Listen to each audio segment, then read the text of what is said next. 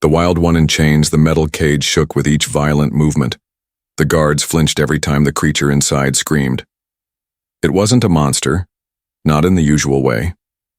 It was a young alien girl, beautiful, tall, with glowing purple skin, silver eyes, and wild black hair that reached her waist. But her beauty hid a storm. Her name was Xeno, and she was out of control. Xeno had been captured after attacking 2 officers on her home planet, Zelvaris. She broke bones with her bare hands and laughed as they begged for mercy. No one could handle her. Not her father, a respected warlord. Not her people's council. Not even the robotic guards designed to subdue the violent ones. That's why they made one last call. To a human. They brought her in chains across the galaxy to a prison space station orbiting the moons of Mars. Her wrists were locked in glowing cuffs, her ankles too. She didn't care. She spat on the floor, she shouted insults, she kicked one of the guards so hard he vomited. "I'll kill the next one who touches me," she screamed, eyes burning. The station commander stood watching. "Bring him in." From the shadows, a man walked in slowly. His boots echoed on the metal floor. He wore no armor, no weapon, just dark clothes, gloves, and a calm face. His eyes were sharp but quiet. His name was Cole Briggs, a former human war commander. Xeno narrowed her eyes. "So this is your hero?" she laughed. He looked soft. Cole said nothing. He simply looked at her, head tilted like a scientist studying a dangerous animal. "You gonna beat me, human?" she hissed. "Try it. I'll enjoy watching your bones break." Still, Cole didn't respond. Instead, he turned to the guards. "Unlock her." They froze. "Sir, she's unstable," one guard said. "She nearly killed the last—" "I said unlock her," Cole repeated, voice steady. The room grew silent. Slowly, with shaking hands, one of the guards pressed the release button. The cuffs clicked open. Xeno grinned like a wolf let off its leash. In one quick move, she lunged. Her sharp claws sliced through the air toward Cole's face, but he moved like lightning. He grabbed her wrist mid-air, twisted her arm behind her back, and brought her to the floor without striking her once. It was smooth, precise, like he had done it 100 times. Xeno struggled under him, but couldn't move. He held her down, with just one arm. Her eyes widened. What are you?" "A man who doesn't like noise," he said calmly. "And you talk too much." She roared in anger and tried to kick him, but he had already stepped back, letting her slam into the floor herself. She sat up, breathing hard, rage in her eyes, but something else too, confusion, shock, maybe even fear. Cole walked toward the open cell door. "Leave her unlocked," he told the guards. "She's not a prisoner. She's mine now." "Mine," Xeno said, standing slowly. "What do you mean by that?" He turned to face her. "You're going to learn how to follow rules. You'll eat when I say, sleep when I say, and speak when I allow it." "And if I don't?" she asked, baring her teeth. "Then you'll find out what happens," Cole said, eyes cold. "But I won't hit you. I don't need to." Xeno had faced monsters. She had seen war. She had tasted blood. But something about this human, his calmness, his control, his silence, it shook her more than any scream ever had. She didn't know why. But for the first time in her life, she didn't feel like the predator. She felt like prey, a discipline. She never expected. The door didn't lock. Xeno noticed it first. The heavy steel cell door usually clicked behind her with thick bolts. But now, it stayed half open, humming quietly in the dim light. She stood in the center of her cell, breathing slow and deep. Her muscles were sore. Her pride was even more bruised. She had attacked the human. He hadn't hit her. He hadn't even shouted. But somehow, she had lost. Cleanly. Quickly. Her wrists still remembered how easily he held her down. Not with rage, not with cruelty, just skill. Now she stood there, unlocked, unchained, and completely confused. Cole entered without a word. He carried a tray in one hand and placed it on the metal table without looking at her. Steam rose from the food. Real food. not the gray paste prisoners were usually given. Jira blinked. That's not poison, is it? Cole didn't answer. He sat down in the chair opposite her, crossed his arms and looked at her like he was waiting. She stayed standing, silent. Sit, he said simply. The word wasn't loud, but something about the way he said it made her legs move before her brain agreed. She sat. Cole pushed the tray forward. Eat. She looked down at the warm stew. Alien ingredients. Earth spices. It smelled better than anything she'd eaten in months. But her pride screamed inside her chest. She grabbed the spoon and then dropped it. You trying to control me with kindness now? She asked. No, he replied. I'm showing you what you never had. Then I'll teach you how. To keep it, Jira tilted her head. You think I want to be controlled? Cole leaned forward. I think you've spent your life fighting chains. Now you don't know what to do when someone offers you freedom with rules instead of walls. That silenced her. She picked up the spoon again, this time slower. She tasted the stew. It was incredible. Her stomach almost betrayed her with a loud growl. She quickly looked away in embarrassment. I'm not broken, human, she said after a moment. I'm not here to break you, he said. I'm here to shape you. Her jaw tightened. Why? So I can fight for your people? No, he said, locking eyes with her. So you can stop fighting yourself. Jira didn't know what to say to that. The next morning, her real training began. No weapons, no combat, no punishment. Instead, discipline.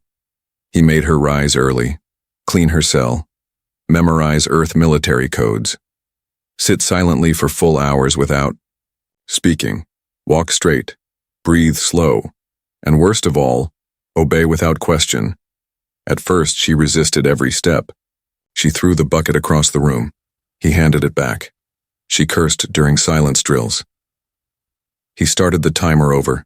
She expected anger, but Cole never raised his voice. That frustrated her more.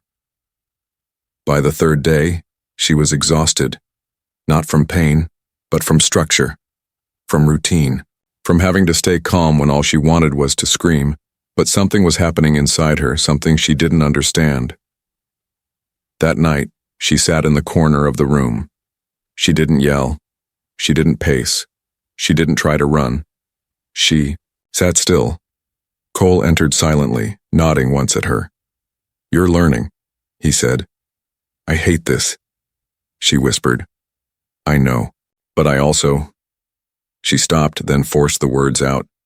I don't hate the way it feels. To not be lost. Cole didn't smile. He simply said, That's because you finally stopped fighting shadows. Suddenly, the emergency lights flickered. A siren wailed from somewhere deep in the station. Shira stood quickly. What is that? Cole checked his comm. His eyes narrowed. There's been a breach. Someone's hacked the outer hull systems. Shira's eyes lit up. I can fight, I know how. No, Cole interrupted. You'll stay here, Shira growled. I'm not some weak thing to hide. You're not trained yet, he said firmly. She stepped toward him. Let me prove it. Cole stared at her for a long second, then gave one slow nod. You have one chance. Disobey once, and this ends. Shira nodded. But this time, not with anger, with purpose. As they moved down the corridor toward the breach point, Zira kept close behind him. For once, her steps matched his. No wild lunges. No screams, just quiet fire in her eyes. And Cole, walking beside her, finally saw it. She wasn't the wild one in chains anymore. She was something far more dangerous. She was becoming disciplined. The breaking point. The station was too quiet. Zira stood alone in the training room. The floor was cold. The walls were bare. A single light flickered above. Cole was late today. He was never late. She paced like a caged animal. Her thoughts raced. She had followed every order, cleaned, trained, stayed silent when asked, even sat still for hours. She had been disciplined for 6 days, but still Cole treated her like a student, not a warrior, not an equal. Maybe this was all a trick, she muttered. The human was trying to tame her. Maybe he was waiting for the right moment to use her, control her like the rest did. Her fists clenched, her claws itched, and then she made her choice. She ran. The security system recognized her ID. The doors opened. No one stopped her. Not even a warning. It felt too easy. Down one hall, then another, past the sleeping quarters, past the empty cargo bay. No alarms. No shouts. She reached the outer bay doors and paused. "This is a test," she whispered. "He wants to see what I'll do." She slammed her hand on the panel and opened the outer gate. The cold air from the docking tunnel hit her face like a slap. Still, she stepped into the shadows and disappeared into the maintenance wing. Back in the control room, a silent red dot blinked on a screen. Cole stood watching it. "She's out," the AI assistant said. "Shall I lock down the corridors?" "No," Cole replied. "Let her run." Jira moved through the tunnels fast. She avoided the cams, crawled through vents, climbed shafts meant for machines. Her body remembered how to survive, how to escape.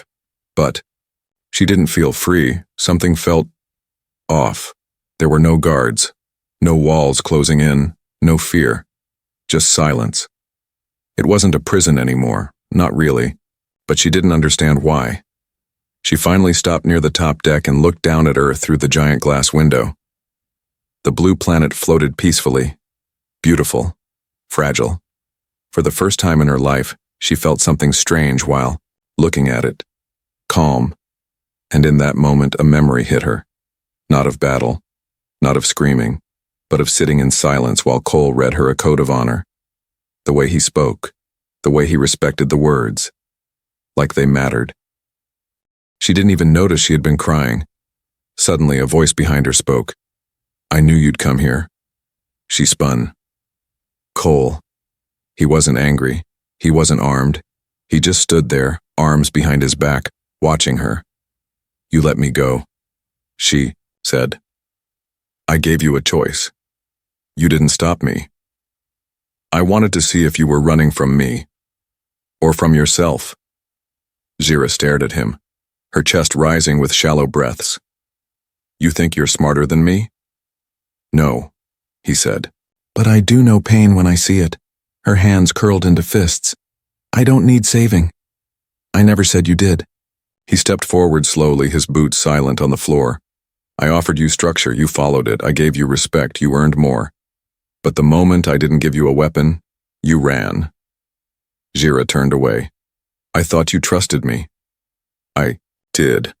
That's why I didn't follow, that's why I didn't chain you." His voice softened. "Jira, trust isn't earned through orders. It's earned when no one is watching, and you still choose the right path." Tears welled in her eyes again, but this time she didn't hide them. "I don't know what's right anymore," she whispered. "All I've ever done is fight." Cole walked beside her and sat down. "I know," he said. "And now, you don't have to fight alone." There was no lecture, no punishment, no lock returning to her wrist, just two warriors, sitting side by side. For the first time in years, Jira didn't feel broken. She felt seen, and that was her breaking point. Not pain, not defeat, but kindness. Learning to obey, Jira didn't speak that morning. She sat alone in the empty training room. Her eyes were open, but her mind was far away. Something inside her had changed the night she ran. She expected Cole to punish her, to call her a failure, to tell her she wasn't ready. But he didn't. He sat beside her in silence. That silence still echoed inside her louder than any shout. Now, as the training lights turned on and the station hummed awake, she didn't move until Cole entered. He walked in holding two cups, one he placed in front of her without a word. Hot spiced drink. Human blend. She had tasted it before. Earth soldiers drank it before battle. She looked at it, then up at him, and for the first time, she whispered, "Thank you." That day, everything was different. Cole didn't bark orders. He didn't test her strength. Instead, he handed her a schedule. Simple tasks. Wake at Oro 500. Fold uniform. Prepare training hall. Complete 6 silent drills. Read 1 chapter of Earth Warrior Code. Discipline before power. Each task had a note. Do not rush. Breathe between steps. Calm mind leads a strong body. She read it twice, then began. At first, her hands trembled as she folded the uniform. She had never cared about clean lines or sharp corners. But today, she did. By the 3rd task, her chest began to feel light, not because it was easy, but because she wanted to do it right. It wasn't submission, it was control, not of others, but of herself. Cole watched her from the side. He didn't correct her. He didn't interfere. Jira finished all the tasks, then stood before him without pride or shame. I'm done, she said. No, he said, rising. Now we begin the real work. That week, the lessons grew deeper. Cole didn't just train her body, he trained her heart. Breath control while injured, holding fire when afraid, following orders not out of fear but out of trust.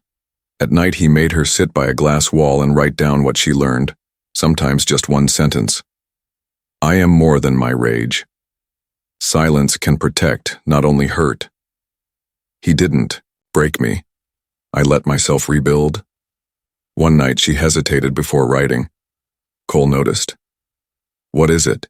He asked. She looked at him with wet eyes. I don't hate myself today. He didn't smile, but she saw something in his eyes. Pride, maybe. Then came the real test. An emergency message arrived from Zira's planet. An attack. Civilians trapped. Her father wounded. Her old squad overwhelmed. Cole looked at the screen, then at her. They're calling for help, he said. Jira clenched her jaw. They exiled me. I'm nothing to them. Yes, Cole said. But now you're something to yourself. She looked down. A long silence.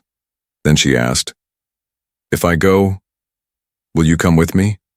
He nodded once. If you give the orders, I'll follow.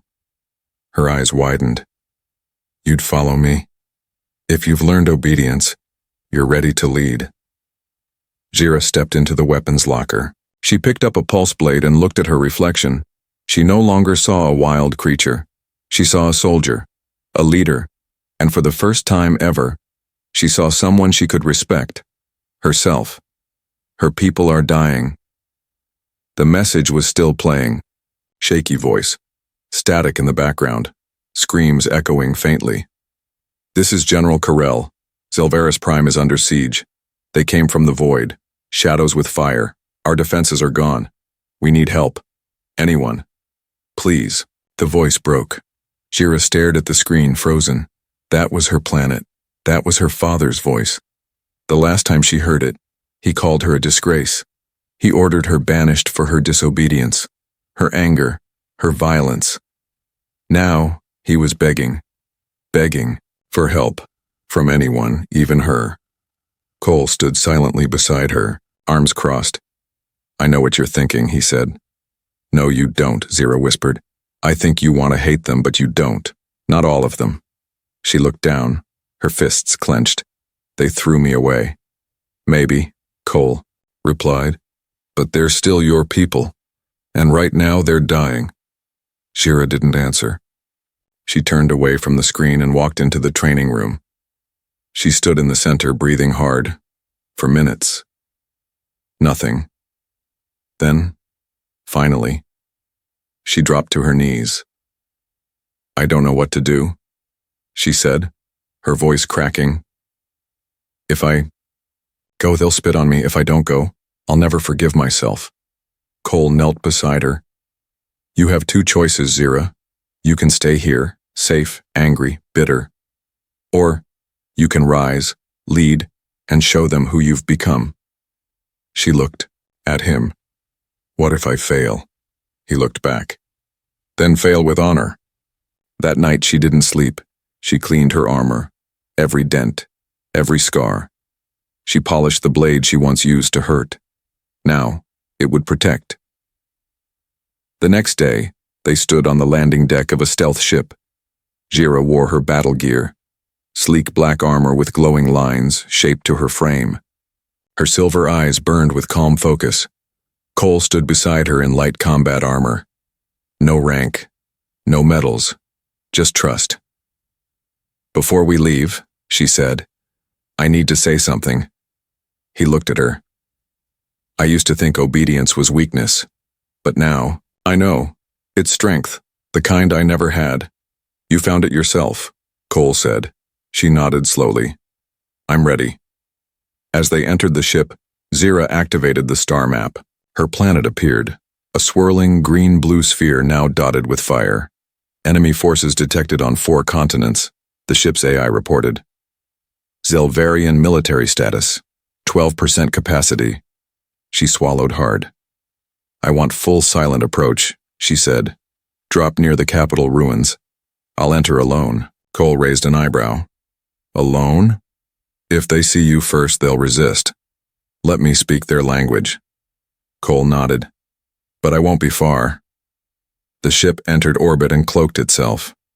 Xeno leapt from the bay mid-air, slicing through. Clouds as wind roared past her. She landed hard among the rubble of her former capital.